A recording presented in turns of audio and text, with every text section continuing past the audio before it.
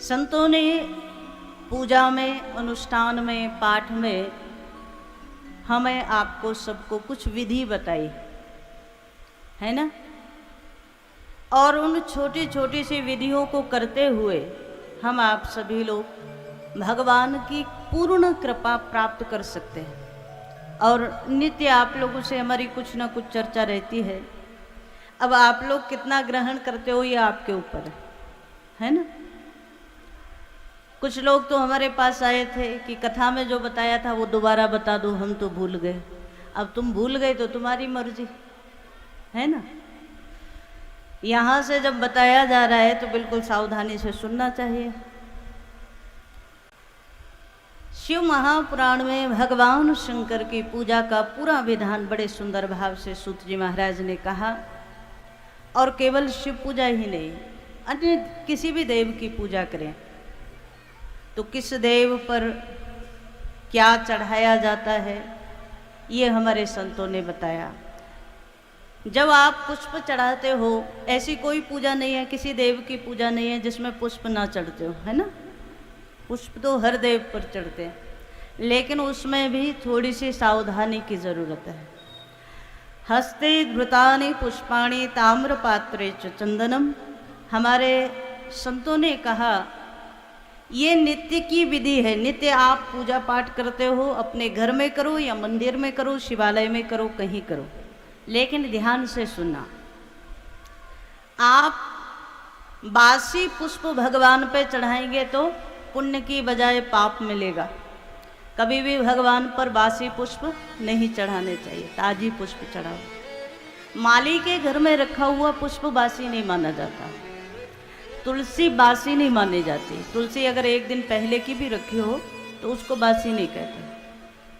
ऐसे ही बिलपत्र है, बिलपत्र भी बासी नहीं माना जाता। बाकी आप अपने घर में 4 दिन के रखे हुए पुष्प चढ़ाओ तो अच्छा नहीं है। देवालय में रखा हो तो भी कोई बात नहीं, या फिर माली के घर में रखा हुआ पुष्प बासी नहीं होता। और वो पुष्प हस्ते धृतानि पुष्पाणि, हाथ में आप उस पुष्प को कुछ देर तक रखे रहो और बाद में चढ़ाओ तो वो देव के लायक नहीं होता। वस्त्र में बांध करके पुष्प रख दो और बाद में देवताओं को चढ़ाओ तो वो पूजा में निषेध है। पूजा में देवताओं को नहीं चढ़ाया जाता। कोई बढ़िया पुष्प देखा, आपने उसकी सुगंध ले ली, सूंघ लिया और बाद में देवताओं को चढ़ाया तो वो पुष्प देवता स्वीकार नहीं करते। तो हस्ते घृतानि पुष्पाणि, हाथ में रखे हुए पुष्प भगवान को नहीं चढ़ाने चाहिए। वस्त्रों में बांधे हुए पुष्प नहीं चढ़ाने चाहिए। कोशिश ये करो पुष्पों को जल में धोकर भी नहीं चढ़ाना है। पुष्प जैसे खिला है वैसे ही ताजी पुष्प भगवान को अर्पण करो। और इस बहाने से संतजन तो ये कहते हैं कि हमारा आपका ये जो शरीर है ये भी एक पुष्प ही है ना।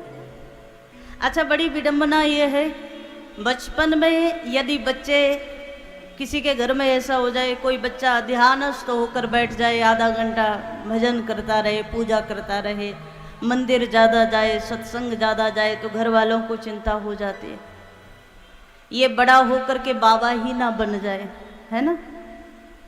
तो लोग कहते हैं अभी इसकी उम्र थोड़ी है पूजा करने की, भजन करने की। तो कौन सी उम्र है? थोड़ा और बड़ा हुआ तो शिक्षा के क्षेत्र में चला गया, वहाँ कोई, जहाँ भी कॉलेज में, स्कूल में आजकल धार्मिक तो कोई वातावरण रहा नहीं। थोड़ा और बड़ा हुआ, गृहस्थ में आ गया। गृहस्थ में आ गया और कहीं वो बैठ के समाधि लगा करके बैठ जाए, ध्यान में बैठ जाए, लोग कहेंगे ये कोई उम्र है तेरी पूजा करने की। तो वो भी समय निकल गया। तो उम्र कौन सी बची? संसारी लोगों के अनुसार बुढ़ापा ही भगवान की पूजा करने का समय है ना। जब आदमी किसी काम का नहीं रहा, सरकार भी एक समय के बाद रिटायर्ड कर देती है। आप जहाँ काम करते हो वहाँ से रिटायरमेंट ले लेते हो, है ना। उसके बाद घर में बच्चे कहते हैं अब आप भजन करो। मतलब दुनिया के किसी काम का व्यक्ति नहीं रहा तो भगवान के काम का बच्चा, है ना। अच्छा, एक बात बताओ, अभी अभी हमने कहा ना पुष्प ताज़ा चढ़ाना चाहिए भगवान को कि ऐसे ही बासी पुराना 2-4-10 दिन का सूखा हुआ चढ़ा दो? ताजी चढ़ाना चाहिए। तो ये शरीर भी तो ताजी भगवान को चढ़ाओ ना। बुढ़ापे में बिल्कुल जर्जर हो गया, किसी मतलब का नहीं रहा, बच्चे नहीं पूछते, बाहर पड़ोसी नहीं पूछते, और बाद में कहो कि अब ये भगवान के मतलब का है। भजन कभी बुढ़ापे में नहीं होता। भजन का संस्कार बचपन से होगा तो ही आगे बुढ़ापे में भी हो पाएगा।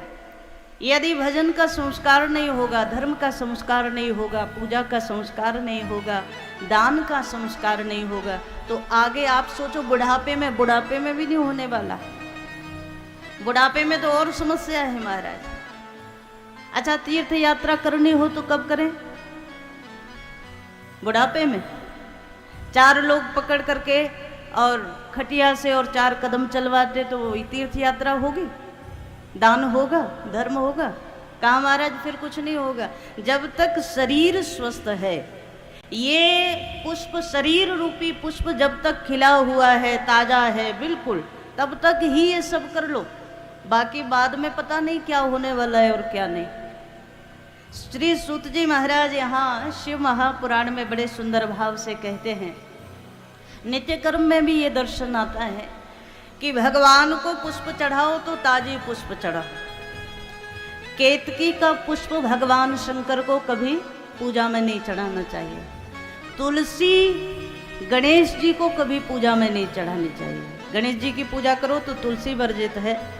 भगवान शालिग्राम की पूजा करो तो चावल वर्जित होता है। चावल भगवान शालिग्राम पर नहीं चढ़ाना चाहिए। हस्ते धृतानि पुष्पाणि ताम्र पात्रे च चंदनम। हमारे ऋषियों ने कहा चंदन घिसकर भगवान को लगाओ। आजकल बाजार में आता है ना कई तरीके के बढ़िया सुगंधित चंदन, वो कोई सुगंधित नहीं है, वो मिट्टी ही है, ये मान लो आप, है ना। चंदन, अगर आपको चंदन का जो एक घिसने वाला होता है वो मिल जाए तो अपने हाथ से घिसो, केसर डाल करके, और बढ़िया चंदन भगवान को रोज लगाओ। और भगवान को लगाने के बाद अपने मस्तक पर भी वो चंदन लगाओ। केसर का चंदन यदि आप नित्य अपने मस्तक पर लगाते हैं भगवान का प्रसाद मान करके, तो आपके जीवन में आ रही आर्थिक समस्याओं में भी आपको बड़ा लाभ मिलेगा। तो भगवान को चंदन लगाओ, लेकिन इसमें कहा जब चंदन लगाओ तो ना तो हाथ पर लेकर लगाना चाहिए भगवान को जब चंदन लगाओ, ना ताम्र पात्र में चंदन रख करके भगवान को लगाना चाहिए, वो भगवान को लगाने लायक नहीं रहता। या तो चांदी का पात्र हो या फिर अन्य कोई धातु का हो, लेकिन तांबे के पात्र में रखकर चंदन भगवान को नहीं लगाना चाहिए। तीसरी बात कही गंगोदकम चर्म पात्र। गंगा जी परम पवित्र हैं। जो कोई भी गंगा जी का दर्शन कर ले, आचमन कर ले, स्नान कर ले, गंगा जी उसको पवित्र कर देते हैं, है ना। गंगे तव दर्शनान मुक्ति ही। लेकिन एक ऐसा पात्र है जिसमें गंगा जी भी अपवित्र हो जाती है। ऐसा कौन सा पात्र है? बोले चर्म पात्र।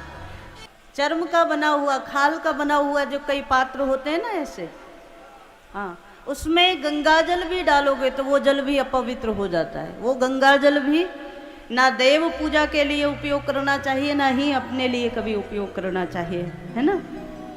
तो चर्म गंगोदकम चर्म पात्रे निषिद्धम सर्व कार्येषु, ये सब कार्यों में निषिद्ध माना गया है। अच्छा, जब आप तिलक करते हैं तो कैसे तिलक करना चाहिए? पूजा करते हैं तो कैसे करनी चाहिए? पूजा में ये वाली उंगली वर्जित माने जाती है ना, इसका उपयोग नहीं करना चाहिए। ये उंगली का प्रयोग होता है, अनामिका जो होती है उसका प्रयोग होता है ना। जब आप सुबह सुबह अर्चन करते हैं, भगवान शिव की पूजा करते हैं या किसी भी देव की पूजा करें, तो उसमें हमेशा इस उंगली का प्रयोग करना चाहिए। चंदन लगाने के लिए अंगूठे से आप तिलक करके पहले इस उंगली से करो, फिर अंगूठे से उसको श्री रूप में करना चाहिए। ये विधान है। भगवान की सेवा पंचोपचार होता है, फिर दशोपचार होता है, फिर षोडशोपचार होता है।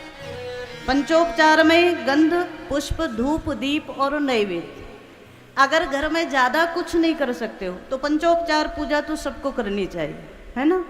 क्या क्या बताया हमने? 5 जो चीज़ें बताई, गंध, गंध मतलब चंदन इत्यादि, पुष्प हो, धूप हो, दीप हो, और भगवान को प्रसाद रूप में नैवेद्य लगाने के लिए जो भी आपके घर में उपस्थित हो, ये 5 चीज़ से तो प्रत्येक गृहस्थी को अपने घर में भगवान की सेवा पूजा अवश्य करनी चाहिए। अच्छा, यहाँ एक बात और सुनो, जप ज़्यादा बड़ा है कि सेवा ज़्यादा बड़ी है?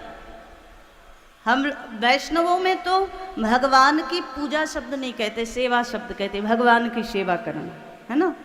तो ये माना जाता है, हमारे पूज्य गुरुदेव कहते हैं कि आप भगवान की सेवा कर रहे, जो ठाकुर जी आपके यहाँ मंदिर में हो, आपके यहाँ घर में हो, आप उनकी सेवा करते हैं और सेवा करने में ही 1 घंटा लग जाता है ना।